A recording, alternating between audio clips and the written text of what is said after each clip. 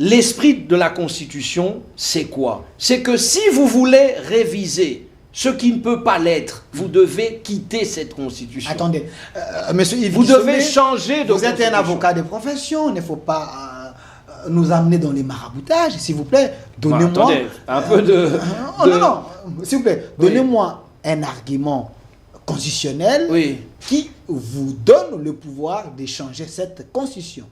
Écoutez, je ne suis pas la Cour constitutionnelle, on s'entend, elle dit le droit, parce que j'ai vu aussi, je crois que c'était Sesanga, lui je le cite parce que je l'aime bien, et j'ai parlé d'autres ici qui faisaient les savants, eux je ne citerai pas leur nom, mais Dely, oui, Dely se trompe parce qu'il a attaqué la citation de l'article 217 par le président de la République. Donnez-moi l'article 217, monsieur. Oui, révélez sur l'article. Non, 217. ce que je veux dire, c'est son interprétation. Il n'est pas la Cour constitutionnelle, c'est la Cour constitutionnelle qui donne l'interprétation officielle. C'est un homme éclairé de la République qui a amené plusieurs réformes au pays. Non, il n'y a pas d'argument d'autorité qui vaille dans le débat politique ou dans le débat scientifique. Il n'y a pas d'argument d'autorité. Il faut défendre ses idées. Moi, je vous explique. Ce qui n'est pas dit, parce que le droit constitutionnel, tout n'est pas dit dans la Constitution. Je vous dis, en tant que juriste, en tant que acteur politique qui connaît la Constitution, je vous donne ma lecture de ces dispositions de l'article 220. Je vous ai expliqué que si vous voulez... 220 dit, il y a des matières pour lesquelles on ne peut pas faire de révision. Le droit constitutionnel congolais vous dit, si vous voulez, malgré tout, toucher à ces dispositions, vous devez changer de constitution. Le changement de constitution, c'est constitutionnel, puisque ça existe. Cette constitution, elle n'existait pas avant 2006. Il y a eu un changement de constitution. La constitution peut changer. Si vous voulez changer de constitution, à ce moment-là, il faut retourner au référendum. OK ? Donc, les droits de l'homme, à l'article 220, personne n'a envie d'y toucher. La durée et le nombre de mandats du président de la République, certains peuvent y toucher. On a remarqué, moi par exemple, je pense que la durée des mandats, 5 ans, en réalité, dans un pays sous-développé, ça ne sert à rien. Elle parle de 7 ans. Il faut pas 10 ans. J'ai suivi, et d'ailleurs j'ai suivi, je salue Maître Kabenge là, mon éminent confrère du barreau de la Gombe. J'ai suivi ses propositions, elles sont intéressantes. D'ailleurs, lui-même a dit que c'est sur la table, c'est pour discuter. Voilà des gens avec qui nous devons réfléchir sur la nécessité de réviser pour améliorer les choses. C'est un rappel. Ce n'est pas la Constitution qui donne la souveraineté au peuple. Le peuple est souverain de par le droit international et de par son existence en tant que peuple congolais sur un territoire avec des attributions, avec une population précise. Vous comprenez? Et une des premières leçons en droit constitutionnel, c'est de rappeler que ce n'est pas l'État qui crée la Constitution. C'est la Constitution qui crée l'État. Par contre, je ne suis pas d'accord avec lui sur ses positions actuelles. D'abord, je regrette, je vous ai dit mon admiration, mais je regrette son inconstance sur des questions objectives. Ce qu'il dit aujourd'hui sur la Constitution, l'absence de nécessité de la réviser, il a dit exactement le contraire pendant la campagne électorale. C'était même dans son programme présidentiel, avant qu'il ne se désiste au profit de Katumbi. Et donc, chose que j'ai beaucoup regrettée parce que... Donc, il est inconstant. Oui, il est inconstant sur les sujets. Je ne parle pas de ses choix politiques en termes de positionnement. Ça, c'est l'inconstance, ça veut rien dire.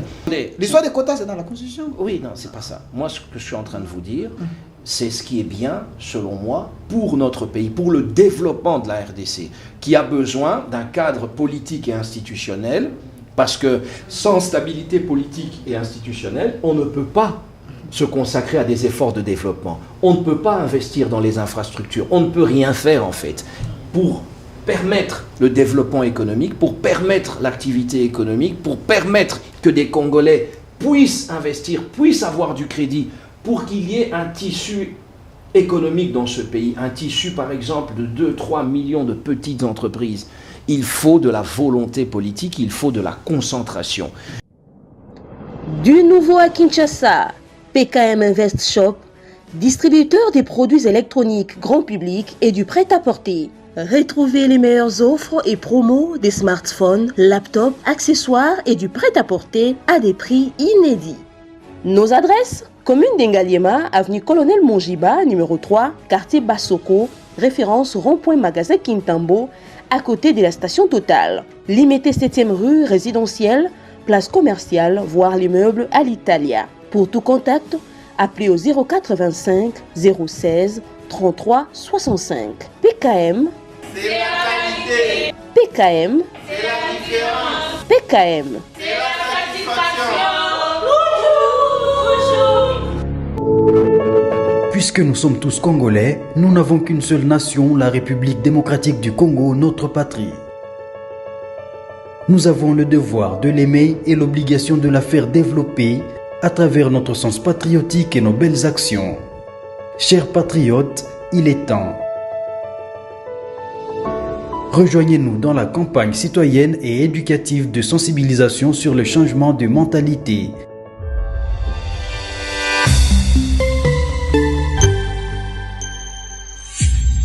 Zala, bon citoyen. Soyez le bienvenu, fidèles téléspectateurs. Une fois de plus, nous vous disons merci, chers Congolais. Vous êtes en train de nous suivre depuis les États-Unis, depuis le 26 province de la République démocratique du Congo. Partout en Afrique, vous êtes en train de nous suivre en direct sur votre chaîne 10e rue Télévision, le temple de la démocratie, la chaîne qui est du bon côté de l'histoire. Vous êtes en train de nous suivre aussi sur notre chaîne YouTube au Centre TV et Delcast Télévision. Cette émission, vous avez l'habitude de suivre ça dans plus de 15 chaînes qui nous relaient sur la place publique. On vous avait annoncé la présence aujourd'hui d'une tête bien faite de la République. Lui, il s'appelle M. Yves Kisombe. Il est président du sursaut patriotique, vice-président du regroupement politique Les Centres. Il est également avocat au barreau de Kinshasa Gombe, ancien député national et ancien vice-ministre des Affaires étrangères. Il est ici avec nous, M. Yves Kisombe. Soyez le bienvenu. Merci beaucoup. 10e rue Télévision. Merci beaucoup, cher frère. Voilà.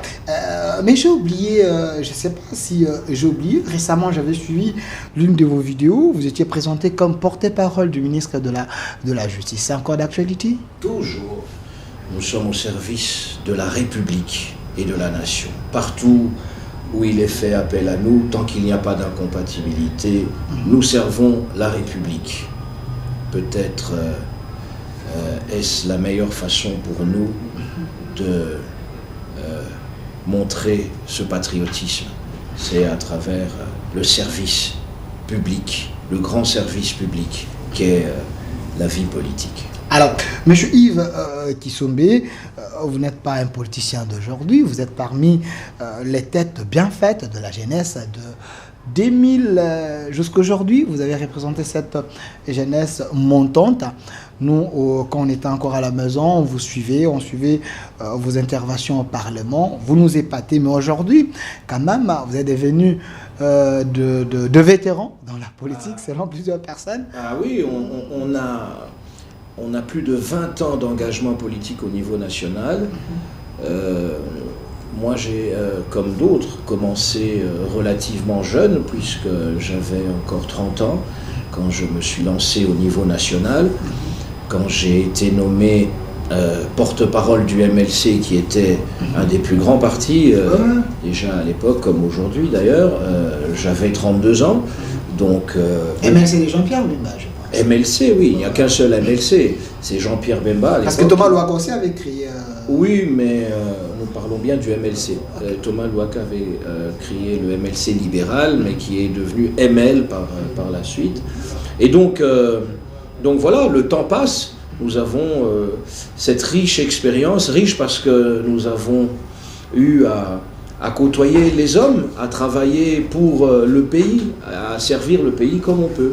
Et effectivement, nous avons cette expérience Et à l'âge auquel nous sommes arrivés, nous ne sommes pas encore parmi les plus vieux. En politique, je pense que nous sommes encore relativement dans la force de l'âge, hein, à fleur d'âge encore sur le plan politique. Grâce à Dieu, comme on dit en lingala, mabendeliwa. Hein, donc nous bénissons le Seigneur pour la santé, et tant que nous sommes physiquement et mentalement en bonne santé, nous continuons à servir le Congo. Alors, Monsieur Yves Kisombe, avant de parler de la thématique d'aujourd'hui, qui est également liée à l'actualité, donc le changement de la Constitution est-il nécessaire? On va en parler, mais quand même, j'aimerais que vous puissiez vider les arriérés du public. Hein. Quand j'ai annoncé que je ferais ça, j'ai reçu autant de questions, parce que vous parlez du MLC, M. Assounda, revenez sur MLC. On parlait d'il y a 20 ans. Ouais. Mais c'est quand même important. Quelqu'un m'a posé la question, pourquoi Yves Kisombe, quand il fait ses sorties médiatiques, il ne fait pas allusion à ce grand parti qui l'a propulsé sur la place politique? Il m'a même fait rire et dit il a cherché des vidéos, ou pas des vidéos, des photos. Aucune photo de vous avec Jean-Pierre Bemba. Non, mais vous savez, quand je suis arrivé au PPRD, parce que le sursaut patriotique, qui est mon mouvement politique et citoyen aujourd'hui, s'est opéré en 2008. Et ensuite, je suis parti du MLC. Voilà. Et en 2008, le sursaut patriotique commandait cela. Mais même au PPRD, je disais à mes amis, quand on essayait de me taquiner un peu, que moi je ne vais pas me renier et je ne vais pas avoir honte de Jean-Pierre Bemba. Hein, Mais il n'y a aucune photo de vous? Non, peut-être que vous n'avez pas. Il y en a certainement. Peut-être pas, j'en ai pas beaucoup non plus. Okay. Mais je pense que sur les réseaux sociaux, j'ai déjà mis une photo de 2006, je pense. J'étais juste derrière Jean-Pierre Bemba. Nous étions à la résidence officielle sur le boulevard, en face du cimetière de la Gombe. Il tenait un échange, un petit rassemblement là avec quelques cadres, et j'étais juste derrière lui. Donc Jean-Pierre Bemba, c'est un homme d'État, c'est un grand leader politique. Je l'ai dernièrement beaucoup admiré dans sa campagne pour le président Tshisekedi aux dernières élections, à la dernière présidentielle. J'ai beaucoup aimé. Nous sommes en politique, hein, il faut être offensif, il faut être costaud, et j'ai beaucoup aimé. Donc j'ai toujours eu beaucoup d'admiration pour Jean-Pierre Bemba. C'est un modèle pour vous? C'est un modèle de courage, de leadership, et de patriotisme. Moi, il n'y a aucun problème là-dessus. Et je n'ai jamais changé de point de vue là-dessus. Même quand j'ai quitté le MLC, je n'ai jamais eu d'attaque personnelle contre Jean-Pierre Bemba. J'ai toujours condamné sa détention à La Haye. J'ai toujours dit que la CPI s'était transformée en cour pénale impérialiste, vous le savez. Ses objectifs sont ratés parce que la lutte contre l'impunité n'a pas été menée comme il faut, alors que c'est ça qui a prévalu à sa création. Jean-Pierre Bemba a perdu 10 ans, mais je pense que c'est ça aussi, la vie des hommes, ce sont des épreuves. Mais ça, c'est une chose. Et donc, par la suite aussi, c'est comme pour le président Kabila, que j'ai rejoint par la suite. J'ai quitté le PPRD en 2021.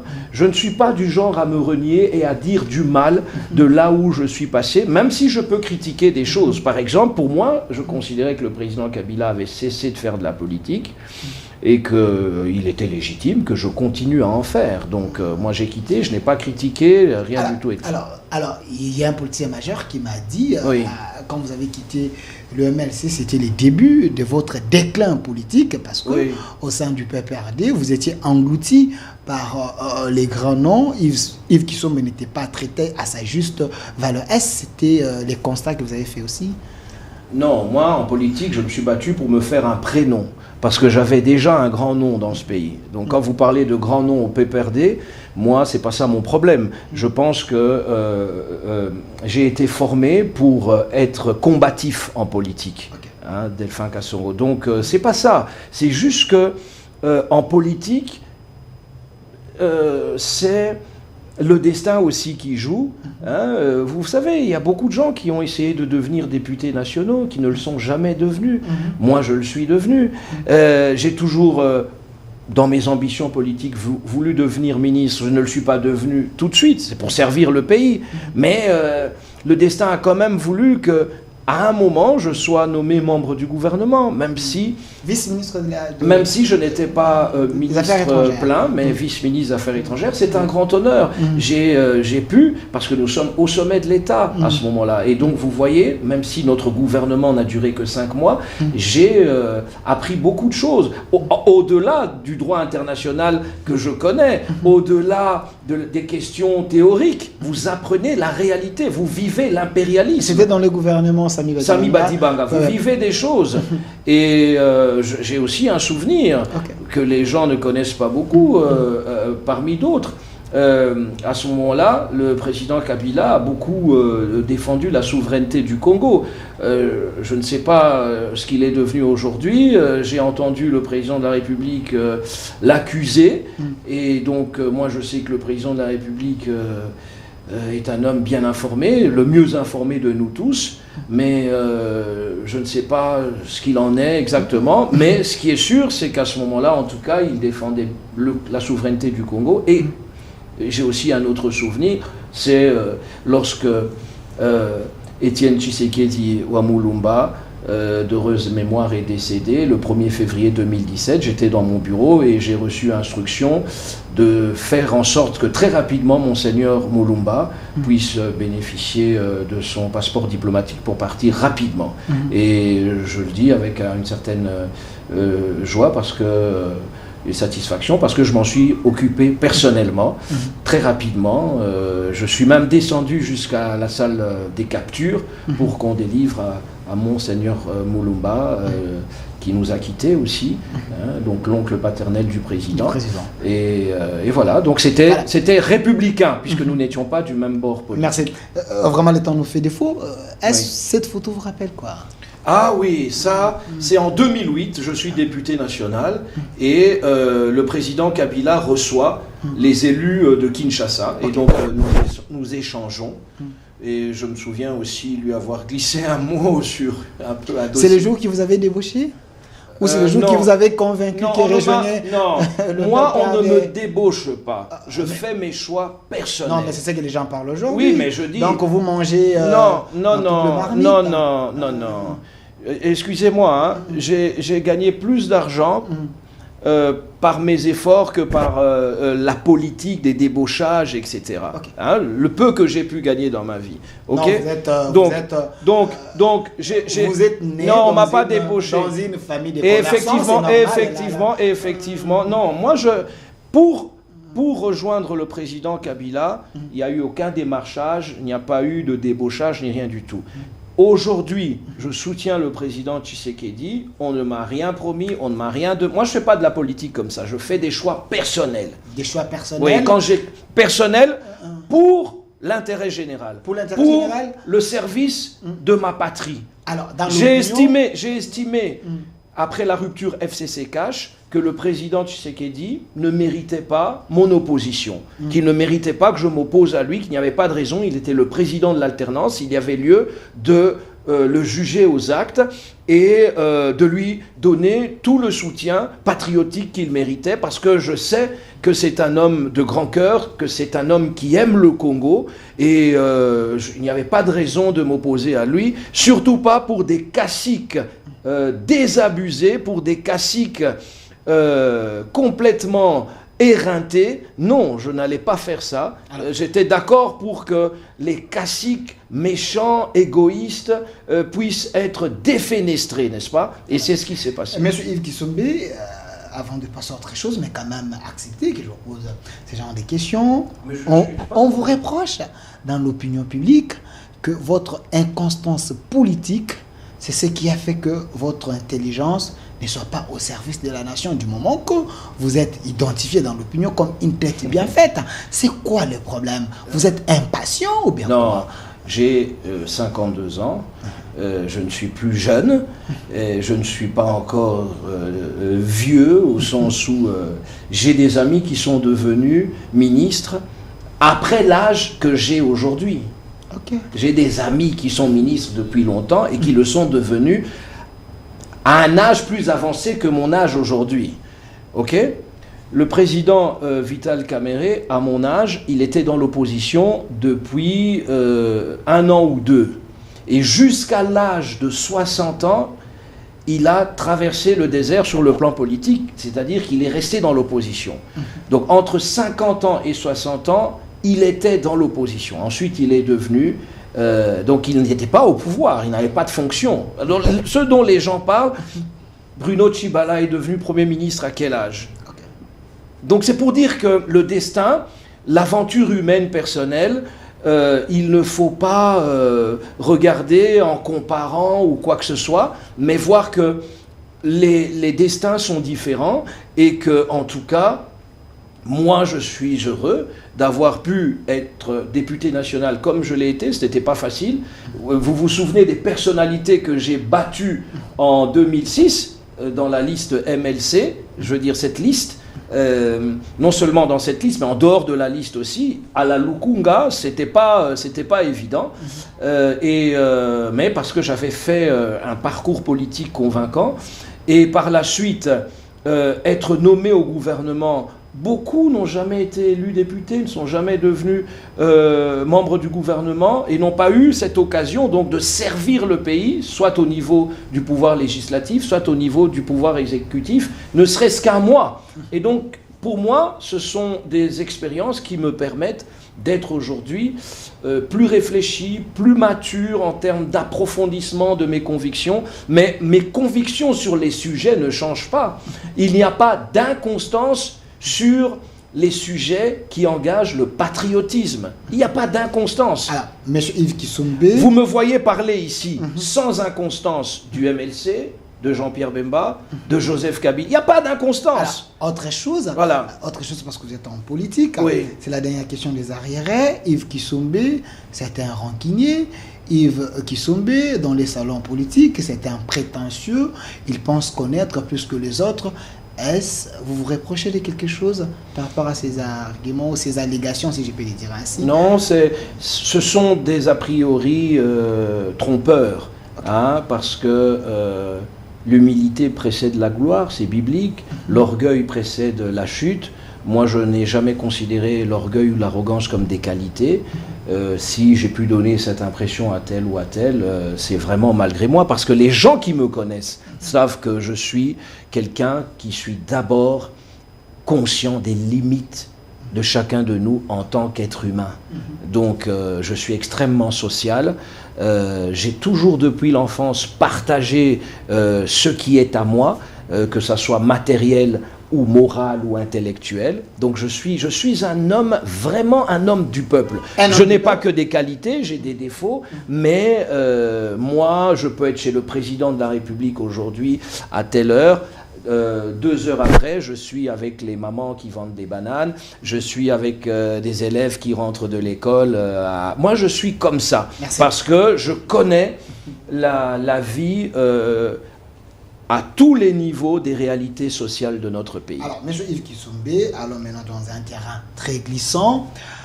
Avant de parler de la nécessité d'échanger la Constitution aujourd'hui, j'avais fait une émission ici avec Paul Kapita Gabriel, l'un des fondateurs de l'UDPS, Godempoy, Alea Tundu, avec Marie-Josée Foucault, sur 64 ans après, est-ce la classe politique congolaise est-elle naïve ou improductive? Naïve, je ne sais pas. Improductive, certainement.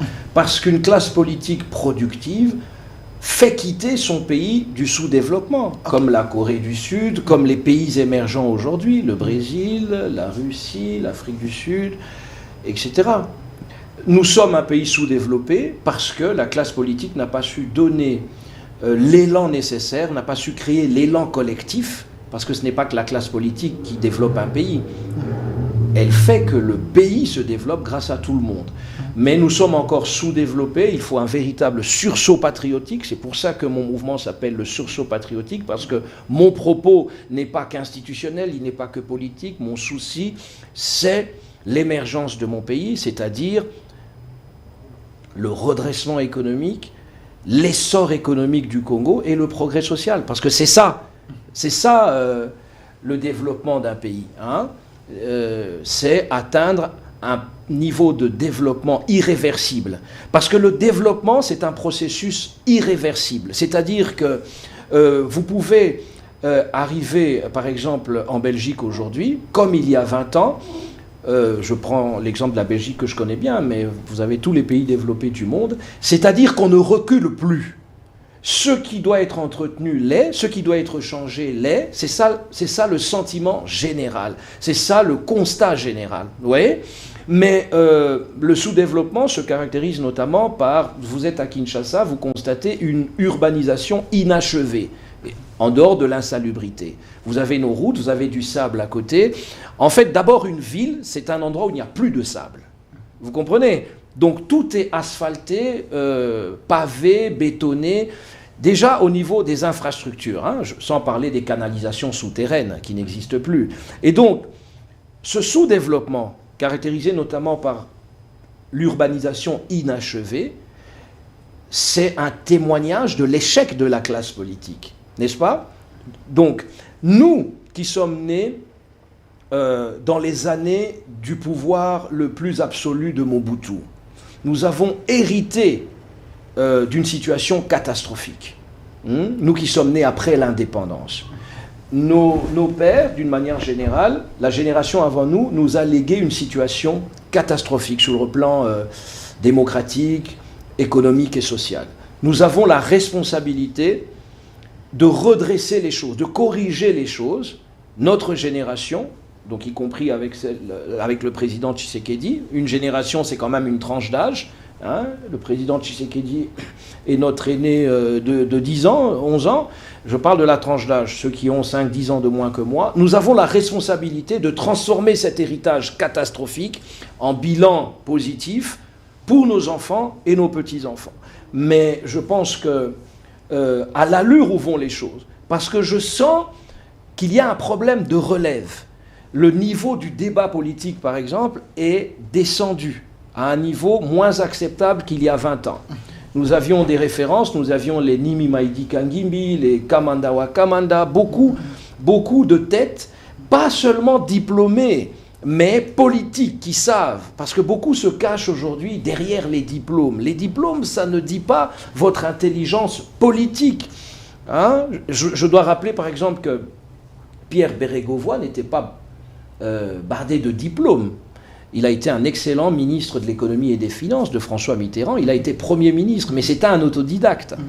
Ouais, donc nous, on croit... Et un praticien dans Oui, mais nous, on croit que d'abord, un professeur n'est pas omniscient. Il s'y connaît dans un domaine et dans une particularité de ce domaine. Un docteur en droit ne connaît pas tout le droit de la manière la plus savante. Ce n'est pas vrai. Est sectariste. Oui, non, ils sont limités, que ce soit en économie, etc. Un nephrologue n'est pas cardiologue. Vous comprenez ? Alors, il faut écarter cette histoire de diplôme. Ce qui compte, ce sont les arguments. Hein? Qu'est-ce que vous dites? Parce que vous savez qu'il y a des gens qui se disent plus savants que les autres, mais quand vous les écoutez, vous voyez que le niveau est très très moyen. Voilà, le pragmatisme n'est pas au rendez-vous. Alors, M. Yves Kisombe, si je vous ai posé cette question, c'est pour que vous puissiez situer la classe politique aujourd'hui, parce que... Elle a échoué parce que le pays, en 60 ans, aurait dû devenir... émergent, pour ne pas dire développé, hein, mais émergent. Nous aurions dû avoir un pays dans une autre situation où la croissance économique aurait permis d'avoir aujourd'hui un PIB 10 fois supérieur à celui que nous avons, etc. La classe politique n'a pas su créer cet élan-là et nous espérons qu'avec les années qui viennent, les choses changeront et il y a de la volonté. Mais quand vous parlez d'un pays émergent, une parenthèse, professeur Mukoko Samba aujourd'hui, oui. Il est ministre de l'économie. À l'époque, avec Matata, il avait dit le Congo serait un pays émergent en 2030. Vous croyez à cela? Non, là, c'est pas possible. On peut pas devenir un pays émergent en 5 ans dans les conditions Non, en qui sont les 2030, nôtres. ça fait déjà plus de, Oui, à ce moment-là. plus de 12 ans depuis qu'il avait dit ça. Oui, C'était un en professeur 20 ans, d'université. en 20 ans, Mouta Daniel Moukoko Samba est un homme intelligent, un économiste avisé, mais il peut se tromper sur certaines choses. Mais là, en tout cas, il avait raison. Effectivement, c'était possible, mais il n'y a pas eu l'élan collectif nécessaire pour y arriver.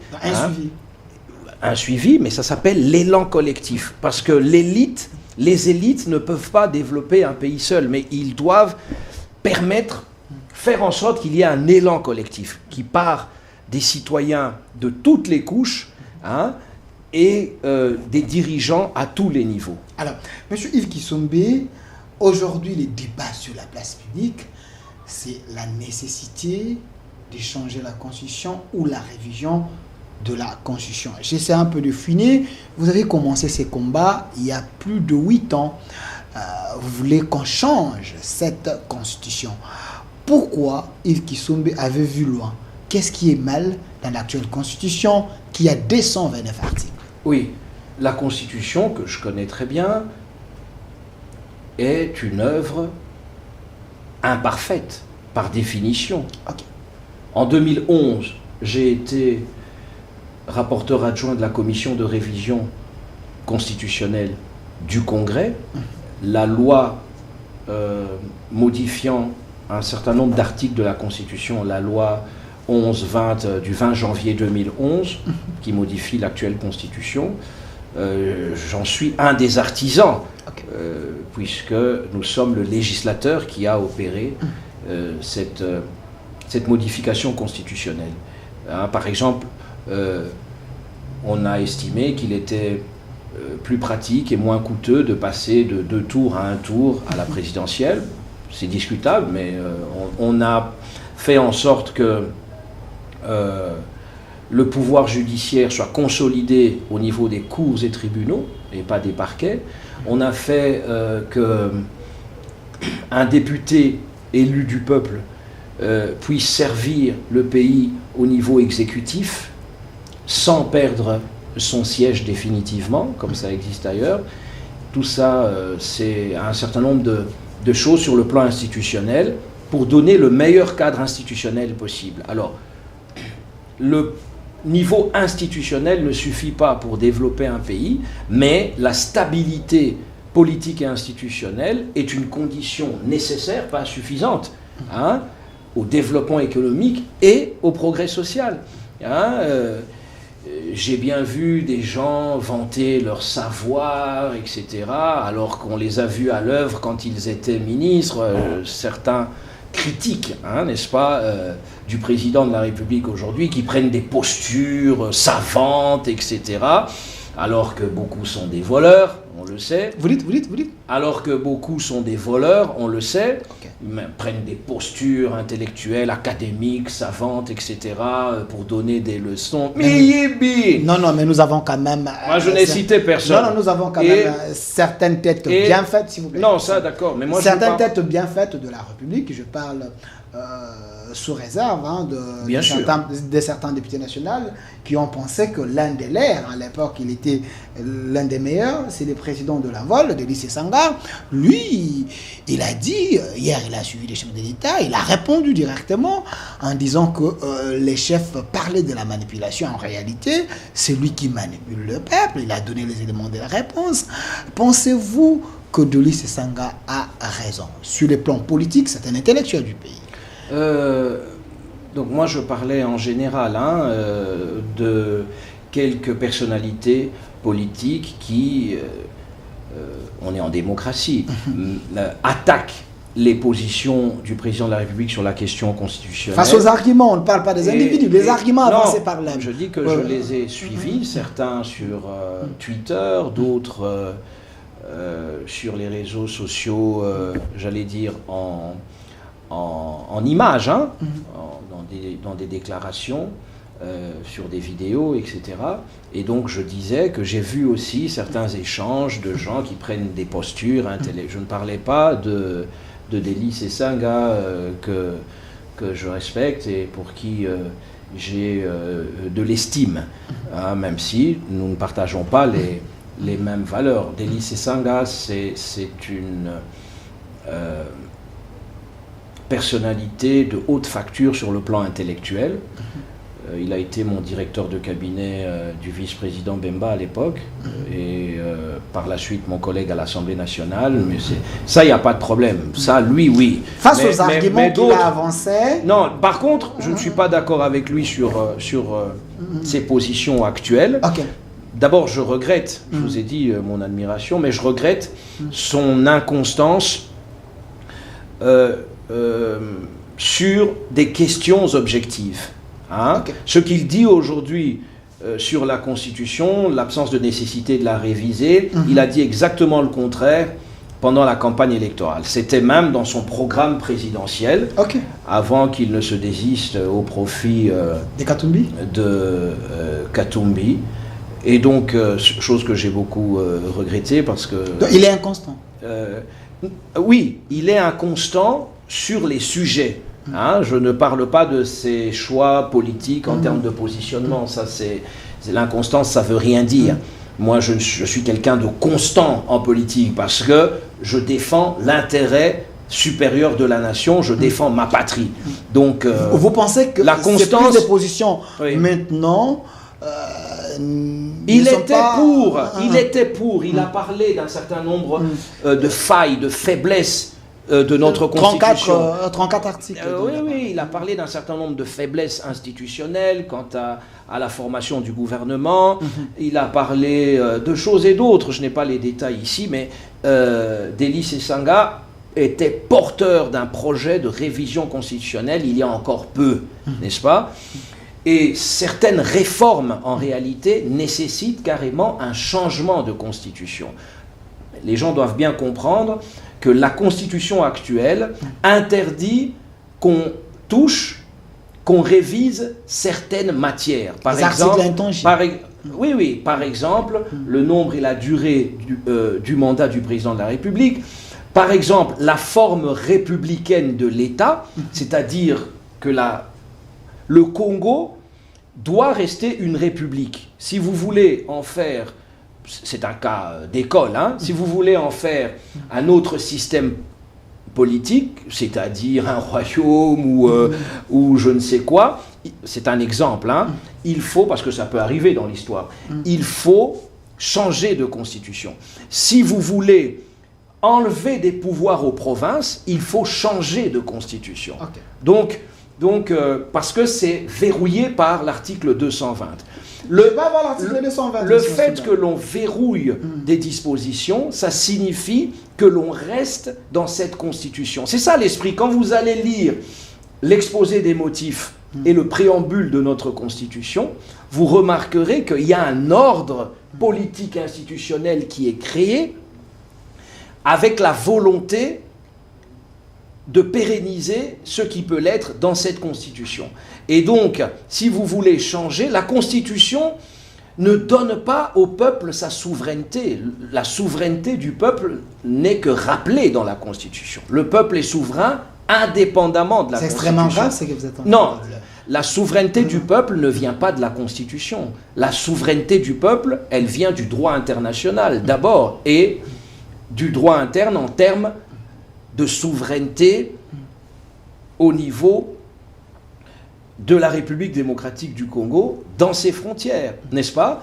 Donc, il faut bien comprendre ceci, c'est ça l'esprit de la Constitution. Si vous voulez changer, par exemple, moi, je propose que les assemblées provinciales qui ne servent à rien soient supprimées.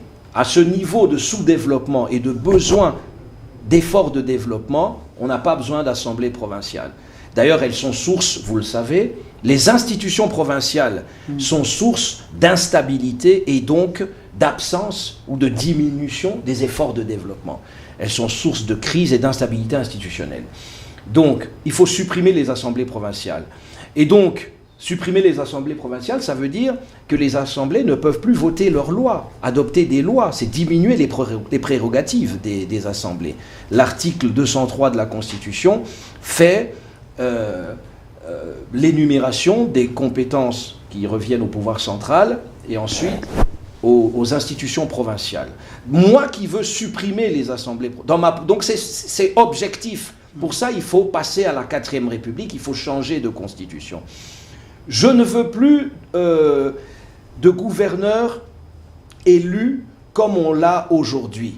Je voudrais que et j'ai été l'un des premiers à le proposer, le président de la République lui-même en a parlé, et il est le premier président de la République, parce qu'on ne se compare pas au président de la République, hein, en tant qu'acteur politique, lui en tant que président de la République, il a déjà dit, il faut que l'on revienne au plus grand héritage institutionnel de la 2e République, qui est la nomination des gouverneurs de province non originaires. Okay. Parce que le repli identitaire a été constaté depuis 20 ans. Les provinces sont devenues des propriétés, non pas de Congolais, mais des ressortissants de ces provinces. Mobutu avait réussi, la 2e République avait réussi à faire que la cohésion nationale et l'unité nationale soient sauvegardées. Vous comprenez? Il était intéressant de voir un Mukongo à la tête du Kasaï occidental. Il était intéressant d'avoir un Moulouba à la tête de la province orientale, d'avoir quelqu'un du Grand Katanga à la tête de l'Équateur, etc. Hein, vous vous souvenez de Koyagialo Bassete Gerengbo à la tête du Katanga, le Chaba à l'époque. Ça, c'était l'unité nationale. Et donc, il faut que l'on revienne à ça. L'élection, ça ne sert à rien. Il faut se concentrer sur le développement. Tout cet argent que les provinces consomment au niveau des institutions, il faut mettre ça dans les efforts de développement. Est-ce que M. Yves Kissoumbe, ça, ce n'est pas peut-être faire reculer les pays? Parce qu'à l'époque, il y avait l'impair. Il y avait même les assemblées régionales. Tout le pouvoir était centralisé entre les mains d'un homme. Alors, nous voulons un pays où règne la démocratie. Oui. Dans la démocratie, le pouvoir arrête le pouvoir. Il faut qu'il y ait les mécanismes. Oui, mais attention. Hein. Alors, si vous là, nous parlons du niveau régional, du niveau provincial. Alors, et des entités territoriales décentralisées. Attendez. Je ne parlais pas... Non, je ne suis pas pour un régime présidentiel. Je suis pour... Quand vous parlez de la nomination, qui nomme? Le président de la République. Alors, non, mais ça, c'est au niveau des provinces. Oui. Mais au niveau national, je ne suis pas personnellement pour un régime présidentiel. Le régime présidentiel a montré ses limites. Je suis pour le régime semi-présidentiel tel qu'il existe. Mais cette constitution, laissez-moi vous dire, telle qu'elle est dans son contenu, la majorité des articles sont consacrés à l'organisation, à l'exercice du pouvoir. C'est d'inspiration étrangère. Cette constitution a été faite par l'étranger à l'étranger. Nous étions ici sous surveillance internationale au moment où cette constitution a été faite. C'était pendant le 1+4, il y avait, vous vous souvenez du CIAT, le Comité international d'accompagnement de la transition. C'est eux qui ont conçu ce projet de constitution. Ne vous laissez pas avoir le président... Il ne faut pas dire ça parce que le professeur Mampouya est vivant. Non. Le professeur Bob Kabamba est vivant. Attendez. Ils ont rédigé cette constitution. Il ne faut pas dire qu'il y avait les armes. Ils n'avaient pas le pouvoir. Ils n'avaient pas... Je ne dis pas que la participation intellectuelle de ces gens, je vous parle de la conception du modèle, il est d'inspiration étrangère, il vient de l'étranger, n'est-ce pas? D'ailleurs, il ne correspond pas à bien des égards à nos réalités. L'informateur, est-ce que vraiment dans notre culture politique, c'est quelque chose de... toute cette lenteur. Attendez, non, laissez-moi vous dire, le président Tshisekedi ne s'y est pas trompé lorsqu'il a dit que cette constitution... qu'on ne jette pas comme ça, hein, mais effectivement est d'essence étrangère. Mais certaines personnes pensent que c'est faux. Je vous ai parlé, attendez, je vous ai parlé du CIAT. Nous ne sommes pas le premier pays en Afrique où leur constitution est rédigée par l'expertise étrangère. Aujourd'hui, je vous apprends, professeur Mbata, il est invité au Gabon pour aller contribuer à la rédaction de leur constitution, parce qu'il est intellectuel, il est congolais. Nous ne rejetons pas la participation africaine. Nous parlons de l'essence impérialiste qui a prévalu. Mais c'était l'État du Congo. Le CIAT, le Comité international d'appui à la transition. Notre pays était sous, j'allais dire, protectorat, qui ne disait pas son nom. de la communauté internationale, de l'Occident en particulier. Cette constitution, moi, je ne crache pas dessus. Je dis juste qu'elle a été faite pour être mise à l'épreuve et jugée au bout de 15-20 ans. Aujourd'hui, nous pouvons corriger bon nombre de choses qui se trouvent dans cette constitution. Vous dites... Il y a des institutions inutiles. Je vous l'ai dit, je vous ai expliqué. Inutiles. Inutiles. Les assemblées provinciales, à l'épreuve du feu, ça ne sert à rien. Attendez. À ce stade, à ce stade du sous-développement. Vous savez, ailleurs, les localités sont des centres de démocratie et d'action économique, sociale, etc., de la vie des gens au plus près. Vous avez dans les communes, vous avez le service de l'emploi, vous avez la salubrité, toutes ces choses-là, vous avez des budgets, etc. Nous n'avons pas ce niveau de développement. Vous voyez, on est même allé jusqu'à faire l'élection des conseillers communaux. Ça sert à quoi dans un pays comme ça? La preuve, le gouvernement central a demandé aux provinces de prendre en charge les conseillers communaux. Je sais qu'au Katanga, par exemple, le gouverneur a dit pas question, il n'a pas ce budget-là, etc. Parce qu'on n'en a pas les moyens.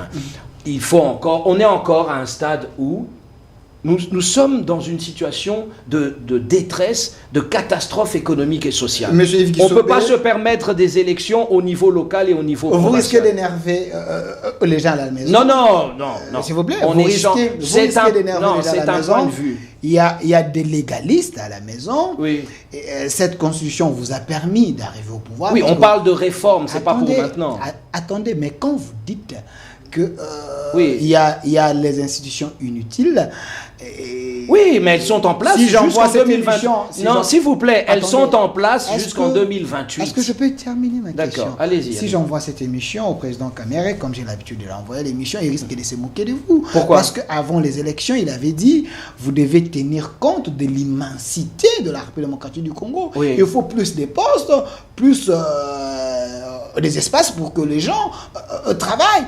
La RDC ne peut pas avoir un gouvernement de peu de ministres, ce qui veut dire qu'il y a plus des gens qu'il faudrait leur donner l'occupation. Si vous supprimez certaines institutions, vous risquez d'avoir une crise politique avec la pluralité des partis politiques aujourd'hui, mais ça devient compliqué. Non, cher ami, on pense Congo 100 millions d'habitants ou bien on pense Congo 1000, 2000, 3000 postes pour des individus. Je vous ai cité le président Kamere, il a dit ça avant les élections. Est-ce que le président Kamere parlait de tous les postes de responsabilité à tous les niveaux, ou bien il parlait du gouvernement central? Mais le gouvernement, c'est qui veut dire qu'il fallait étendre parce qu'il y a assez de gens, le Congo est grand. Oui. Donc il faut satisfaire tout le monde, il faut créer plus de... Vous pensez que même en ajoutant 100 000 postes aujourd'hui, on va satisfaire tout le monde en RDC? Nous sommes 100 millions, papa. Mais les gens ont leur quota. Nous sommes 100 millions. Les quotas, ça n'a aucune importance. C'est dans la Constitution. Oui, attendez. L'histoire des quotas, c'est dans la Constitution. Oui, non, c'est pas ça. Moi, ce que je suis en train de vous dire, c'est ce qui est bien, selon moi, pour notre pays, pour le développement de la RDC, qui a besoin d'un cadre politique et institutionnel, parce que sans stabilité politique et institutionnelle, on ne peut pas se consacrer à des efforts de développement. On ne peut pas investir dans les infrastructures. On ne peut rien faire, en fait, pour permettre le développement économique, pour permettre l'activité économique, pour permettre que des Congolais puissent investir, puissent avoir du crédit, pour qu'il y ait un tissu économique dans ce pays, un tissu par exemple de 2-3 millions de petites entreprises. Il faut de la volonté politique, il faut de la concentration. Ce n'est pas avec des assemblées provinciales qui ne servent à rien qu'on va le faire. Il faut consacrer ces moyens au budget des investissements. C'est ce que je vous dis. Vous savez ce que coûtent chaque année les assemblées provinciales? Elles servent à quoi? Quelle loi elles votent? Pour quelle efficacité? On n'a pas besoin de multiplier la réglementation dans notre pays. On a besoin d'efficacité. Donc vous condamnez Kabila parce qu'il avait organisé une décentralisation. Aujourd'hui, nous avons plus... Non, c'est pas ça. Moi, je suis pas là. Non. C'est la Constitution de 2006. Mais si vous dites qui est d'inspiration étrangère, qui n'a pas tenu compte des réalités, mais on avait besoin d'un nouvel ordre politique. C'est le Comité international d'accompagnement de la transition, qui est donc les États-Unis, la Belgique, la France, qui sont comme toujours à l'inspiration de cette Constitution. Alors, Ok? M. Massoud a révélé sur l'article 220 de la Constitution, parce que je suis Cholet et tant d'autres personnes en train de dire Oui, c'est cet article reste intangible et inviolable. Hmm. Comment vous pouvez essayer de bouger cet article intangible? Je peux lire pour vous la forme républicaine de l'État, Oui. les principes du suffrage universel, la forme représentative du gouvernement, le nombre de la durée des mandats du président de la République, l'indépendance du pouvoir judiciaire, le pluralisme politique et syndical ne peuvent faire l'objet d'aucune révision constitutionnelle et formellement interdite toute révision constitutionnelle ayant pour objet ou pour effet de réduire les droits et libertés de la personne ou de réduire les prérogatives provinciales Voilà. des entités territoriales Voilà. et décentralisées. Voilà. Donc cet article est qu'à dénoncer. Oui. Donc vous ne pouvez pas. Non, on ne peut pas. Si vous voulez le faire, vous devez quitter cette constitution. Vous devez adopter une nouvelle constitution, celle-ci sera abrogée. Ça, c'est pas la Bible. Vous comprenez? Mais c'est la loi mère quand même. Non, attendez. C'est pas la Non, Bible. quand je dis que c'est pas la Bible, vous comprenez ce que je veux dire. La Bible, elle change pas. Donc- Ça peut changer. Ça, c'est l'œuvre du peuple congolais. Ce texte n'est pas au-dessus du peuple congolais. La souveraineté qui est reconnue à l'article 5 de la Constitution, c'est un rappel. Ce n'est pas la Constitution qui donne la souveraineté au peuple. Le peuple est souverain de par le droit international et de par son existence en tant que peuple congolais sur un territoire avec des attributions, avec une population précise. Vous comprenez? Et une des premières leçons en droit constitutionnel, c'est de rappeler que ce n'est pas l'État qui crée la Constitution. C'est la Constitution qui crée l'État. Ok. Ça veut dire que l'État congolais tel qu'il existe aujourd'hui dans sa forme et dans son système politique, le régime semi-parlementaire, semi-présidentiel, cet État, l'organisation et l'exercice du pouvoir sont régis parce que cet État, vous allez me dire l'État congolais existe depuis, oui, mais cet État tel qu'il existe aujourd'hui, c'est sous cette constitution. Donc il est créé par cette constitution. La constitution peut changer. Si vous voulez changer de constitution, à ce moment-là, il faut retourner au référendum. Ok? Donc, les droits de l'homme, à l'article 220, personne n'a envie d'y toucher.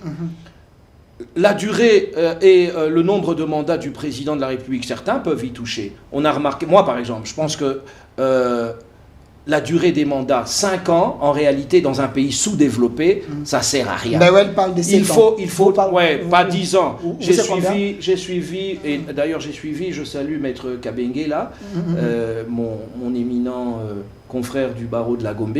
J'ai suivi ses propositions, elles sont intéressantes. D'ailleurs, lui-même a dit que c'est sur la table, c'est pour discuter. Voilà des gens avec qui nous devons réfléchir sur la nécessité de réviser pour améliorer les choses ou de changer de constitution. Moi, ce que je propose, moi je ne suis pas pour ou contre le changement de constitution comme ça. Moi, je suis pour ou contre certaines choses. Par exemple, je suis pour la suppression des assemblées provinciales. Je suis pour la nomination des gouverneurs de province. Tout ça, ça signifie que je touche à un article à un article de la Constitution, à une disposition de l'article 220, c'est-à-dire que je ne peux pas réduire les prérogatives des provinces et des ETD. Si je propose quelque chose qui réduit les prérogatives, par exemple, les assemblées provinciales élisent les gouverneurs, moi je leur supprime ce droit-là, alors je dois changer de constitution. Vous comprenez? La révision constitutionnelle... Elle est interdite par cette constitution. Attendez, mais la révision de la constitution est constitutionnelle. Et les changements de la constitution? Le changement de la constitution... Non, c'est constitutionnel, sinon vous n'auriez pas un article verrouillé. L'article qui verrouille certaines dispositions, qu'on ne peut pas réviser, l'esprit de la constitution, c'est quoi? C'est que si vous voulez réviser Ce qui ne peut pas l'être, vous devez quitter cette constitution. Attendez, monsieur Yves, vous devez changer de Vous êtes un avocat de profession, il ne faut pas nous amener dans les maraboutages, s'il vous plaît. Donnez-moi... Attendez, un peu de... Non, s'il vous plaît, donnez-moi un argument constitutionnel qui vous donne le pouvoir de changer cette constitution. Écoutez, je ne suis pas la Cour constitutionnelle, on s'entend, elle dit le droit, parce que j'ai vu aussi, je crois que c'était Sesanga, lui je le cite parce que je l'aime bien, j'ai parlé d'autres ici qui faisaient les savants, eux je ne citerai pas leur nom, mais Dely, oui, Dely se trompe parce qu'il a attaqué la citation de l'article 217 par le président de la République. Donnez-moi l'article 217, monsieur. Oui, révélez sur l'article. Non, 217. Ce que je veux dire, c'est son interprétation. Il n'est pas la Cour constitutionnelle, c'est la Cour constitutionnelle qui donne l'interprétation officielle. C'est un homme éclairé de la République qui a amené plusieurs réformes au pays. Non, il n'y a pas d'argument d'autorité qui vaille dans le débat politique ou dans le débat scientifique. Il n'y a pas d'argument d'autorité. Il faut défendre ses idées. Moi, je vous explique. Ce qui n'est pas dit, parce que le droit constitutionnel, tout n'est pas dit dans la Constitution. Je vous dis, en tant que juriste, en tant que acteur politique qui connaît la Constitution, je vous donne ma lecture de ces dispositions de l'article 220. Je vous ai expliqué que si vous voulez... 220 dit, il y a des matières pour lesquelles on ne peut pas faire de révision. Le droit constitutionnel congolais vous dit, si vous voulez, malgré tout, toucher à ces dispositions, vous devez changer de constitution. Le changement de constitution, c'est constitutionnel, puisque ça existe. Cette constitution, elle n'existait pas avant 2006. Il y a eu un changement de constitution. Vous comprenez? Il y a quand même un vide. Quel vide? Sur le plan de la Constitution. Quel vide? Quand on parlait du changement de la Constitution, selon... Non, il y a toujours des dispositions transitoires dans une Constitution. Vous comprenez? Et ensuite leur mise en œuvre ne concerne pas l'actuelle législature. Ça entrera, si c'est adopté l'année prochaine, ça entrera en vigueur après 2020. Alors, monsieur Ansou, dans l'article 217, parce que monsieur Sesanga, il a aussi placé un mot sur la souveraineté, je peux lire pour vous l'article 217 de la Constitution. La République démocratique du Congo peut conclure des traités ou des accords d'association ou des communautés comportant un abandon partiel des souverainetés en vue de promouvoir l'unité africaine. Le chef de l'État dit que cet article nous met en danger. C'est un acte devant de la République où la RDC peut céder sa souveraineté à certains pays africains, et Sesanga dit non. Et votre compréhension de l'article? Moi, je ne sais pas si Sesanga est au courant des velléités, mais je suis sûr qu'il ne peut pas ne pas être au courant, est au courant des velléités hégémoniques de certains de nos voisins. Je ne sais pas si Sesanga est au courant, parce qu'on n'est pas là pour ne parler que de lui, mais on parle de ça. De l'article. Je ne sais pas s'il est au courant de la volonté de balkanisation de notre pays par certaines puissances et certains intérêts. Moi, je sais que le président Tshisekedi est informé de beaucoup de choses. Et il a raison. Il faut changer de constitution, selon moi, parce qu'il faut évacuer, n'est-ce pas, notamment les choses dont je vous ai parlé. Mais ça, on peut le réviser par une révision. Moi, je suis pour le changement. Je suis pour le passage à la 4e République. Mais ici, le président a raison. Il faut écarter toute possibilité de cession, vu notre histoire, de cession à un moment donné, même si ça se fait, même si ça existe depuis 67, etc., même si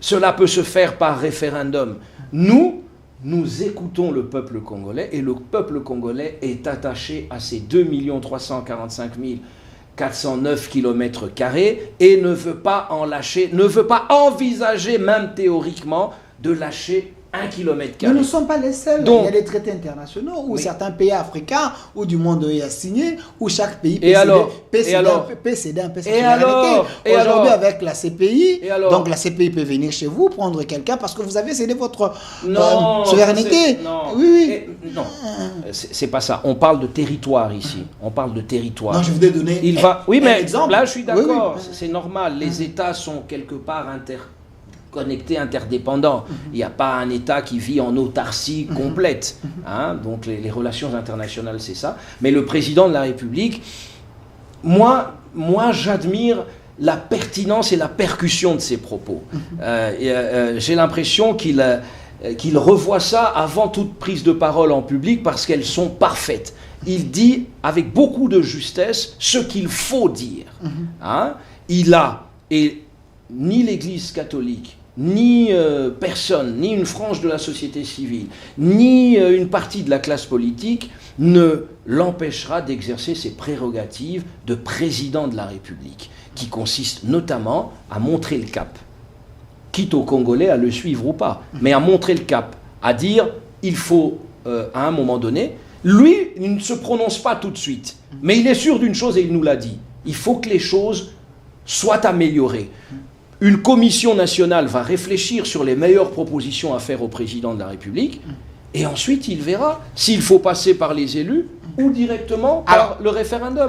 Alors, M. Kisombe, quand le président dit, il regrette de certains comportements d'un clergé, le père de l'Église, mais j'ai suivi Cholet, qui dit clairement que l'article 217, c'est juste ce que le régime veut mettre à la place publique pour mentir l'opinion.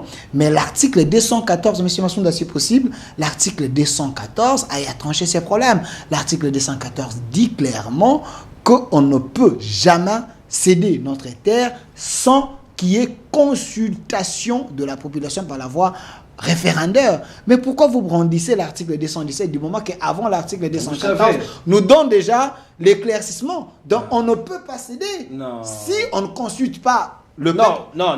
Cholet a brandi cet article. Là, vous faites complice de Cholet, moi je ne comprends plus rien. Mais Cholet a brandi l'article. Il a dit ça. Vous pouvez dire, c'est ça? Non, il n'a pas dit qu'on ne peut pas céder notre territoire. Il n'a pas dit ça. Il a dit on peut, mais il y a une condition. Il faut que le peuple soit consulté.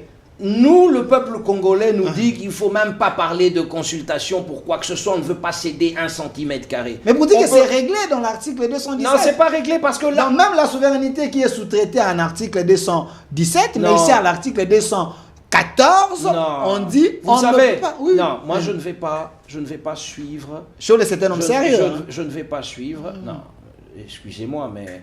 Le clergé n'a pas pour spécialité de se prononcer nécessairement sur des questions de cet ordre-là.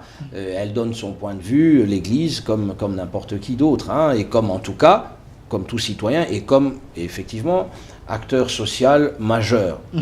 Mais ce que je veux vous dire, c'est que dans tous les cas, même ici à l'article 214, il faut consulter le peuple. La possibilité est là, par voie de référendum. Il est toujours possible de céder notre territoire, ici ou là.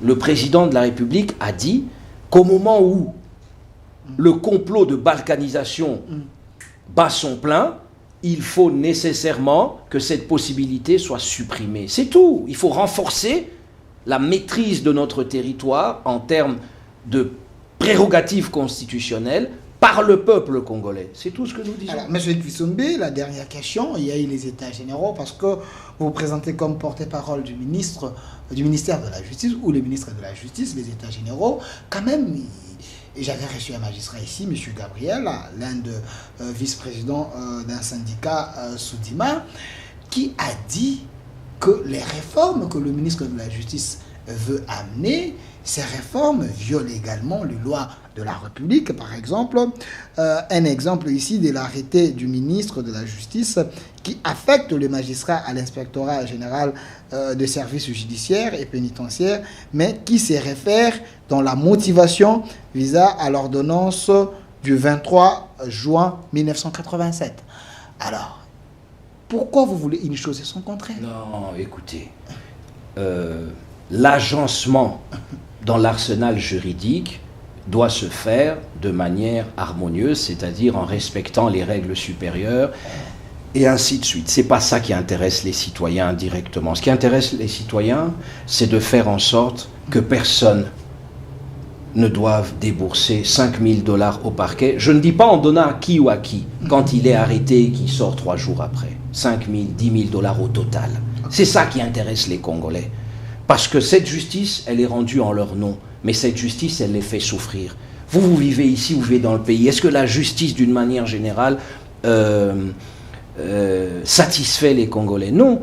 Il y a des choses qui se font bien. Mais ce n'est pas suffisant. Il y a trop de dysfonctionnements.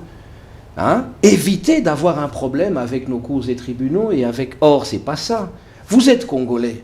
Vous vous retrouvez à Bruxelles. Vous serez peut-être mieux protégé par le parquet qu'ici si vous avez un problème. C'est ça qui intéresse les Congolais. Il y a une jeune sœur, une jeune compatriote qui m'a appelé qui était en pleurs. Bakanga Kiye, na parquet. Basilisi Mbongo. 5 000 $ pour une Congolaise, c'est peu d'argent. Parfois, ça peut être tout ce qu'elle a. Je ne parle pas des nantis, je vous parle d'une citoyenne ordinaire. Elle était en pleurs parce qu'il fallait ajouter 2 000 pour les magistrats, selon elle. Il fallait ajouter ceci, sans compter les avocats. Nous aussi, les avocats, nous avons une part de responsabilité. N'est-ce pas? C'est ce qu'elle a dit, n'est-ce pas? Et nous savons les réalités. Vous savez les réalités quand vous êtes en détention préventive. Vous saviez combien ça coûte. Est-ce que la justice, ce service public, ça doit coûter de l'argent aux citoyens? Donc tout le reste là, c'est cette mafia judiciaire que l'on doit combattre. Donc vous acceptez la violation de l'actuel non, ministre? Non, il n'y a pas... Le ministre d'État ne viole rien. Je vous ai cité ici. Il ne viole rien du tout. Il ne viole rien du tout. C'est pas ça qui intéresse les citoyens. Non, mais il faut dire le contraire. Parce que l'acte est authentique. Non, ce que je vous dis, c'est que les réformes sont nécessaires dans le respect de la loi. Et c'est ce qui est en train de se faire. Merci. La dernière question. Monsieur Massounda, je peux avoir l'illustration ici d'une ancienne émission du ministre de la Justice, Monsieur Constant Moutamba, quand il était encore candidat président de la République. Il a été reçu à la RTNC. Alors, c'est cette vidéo qui nous pousse à comprendre que le ministre de la Justice, il avait déjà une dent contre le magistrat. Aujourd'hui, on dit que le ministre Moutamba est en train de sous-traiter, selon plusieurs sources, sous-traiter les magistrats parce qu'il veut devenir les présidents du Conseil supérieur de la magistrature. Il avait dit ici, avant même qu'il soit ministre, dans le combat qu'il est en train de mener contre les magistrats, c'est pour qu'il soit... président du Conseil supérieur de la magistrature. La vidéo est là et le son, il est en train de dire ça. Vous êtes le porte-parole. Non. Il n'y a pas de lutte personnelle ici. Il y a une cause congolaise. C'est la justice. C'est le droit des Congolais à bénéficier d'un service public qui s'appelle la justice. Un service public de qualité. Hein? Ce n'est pas le destin de Constant Moutamba. Ce n'est pas le destin du président de la République lui-même. Le président Félix Tshisekedi a une vision pour une justice qui doit être guérie. Et il a dit, c'est lui le premier à avoir dénoncé haut et fort l'état de maladie de notre justice pour que l'on fasse des choses. En tant que magistrat suprême, il s'est impliqué.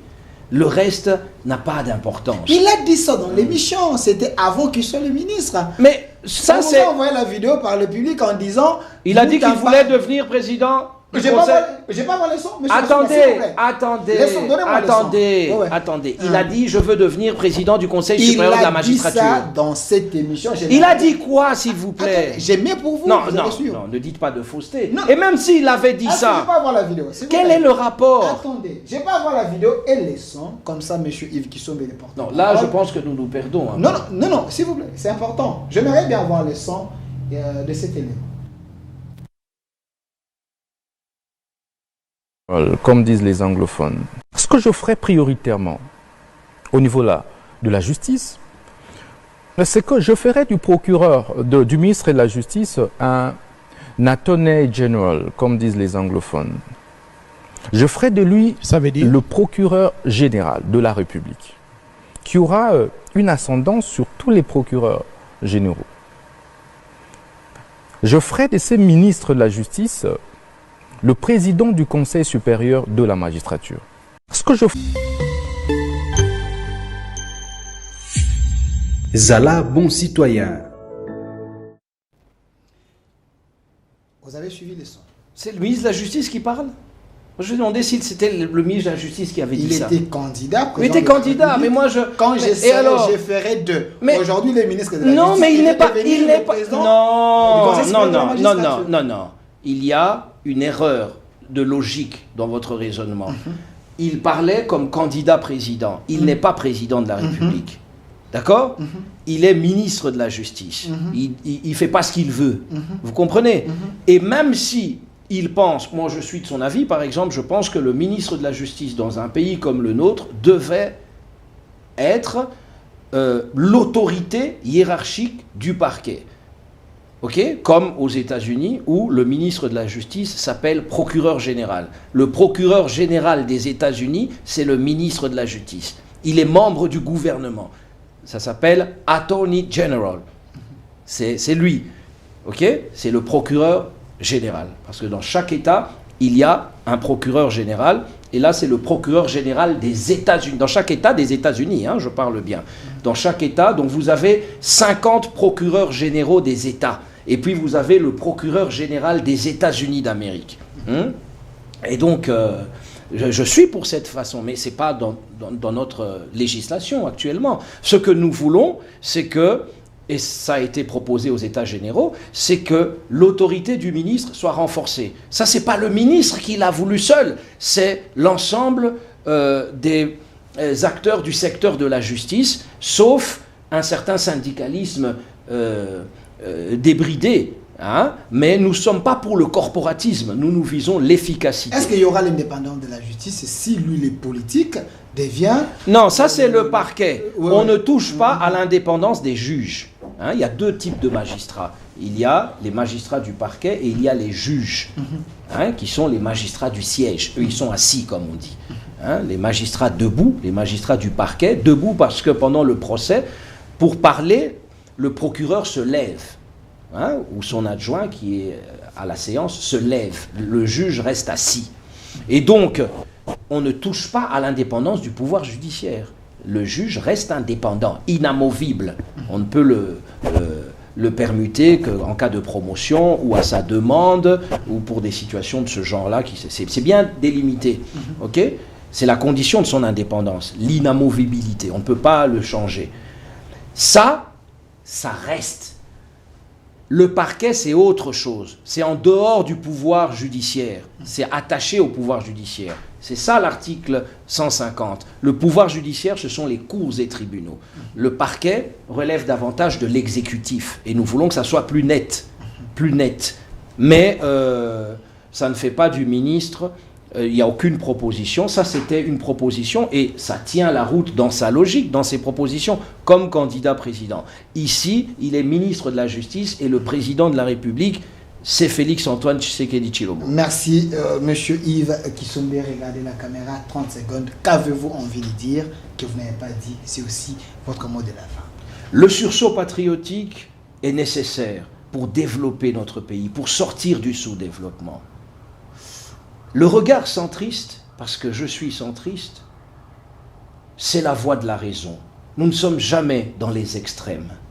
Voilà pourquoi nous pensons qu'il y a toujours une voie médiane pour faire avancer le Congo. Mais face aux dangers qui guettent notre pays, sa survie, il faut faire confiance au président Tshisekedi, qui n'est pas là pour s'éterniser au pouvoir, qui est là pour léguer un Congo en meilleur état pour les générations futures.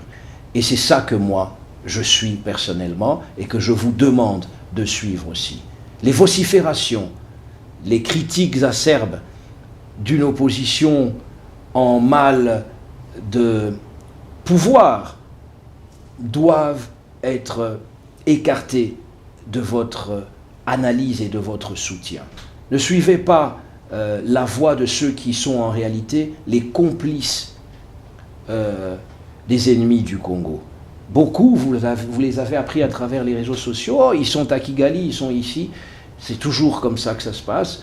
Nous avons le sursaut patriotique à vous proposer pour l'avenir de notre pays. Merci. Merci, monsieur Yves Kissombe. Je précise que vous êtes président du sursaut patriotique, vice-président du regroupement politique Les Centres, aussi avocat au barreau de Kinshasa Gombe, ancien député national et ancien vice-ministre des Affaires étrangères. Merci d'avoir répondu à notre invitation. Merci également à vous. Cette émission est déjà en direct sur notre chaîne YouTube au Centre TV et Delca Télévision. Un grand merci à mon réalisateur, monsieur Massounda, la main ingénieuse, et monsieur Jimmy qui était du côté de la régie finale.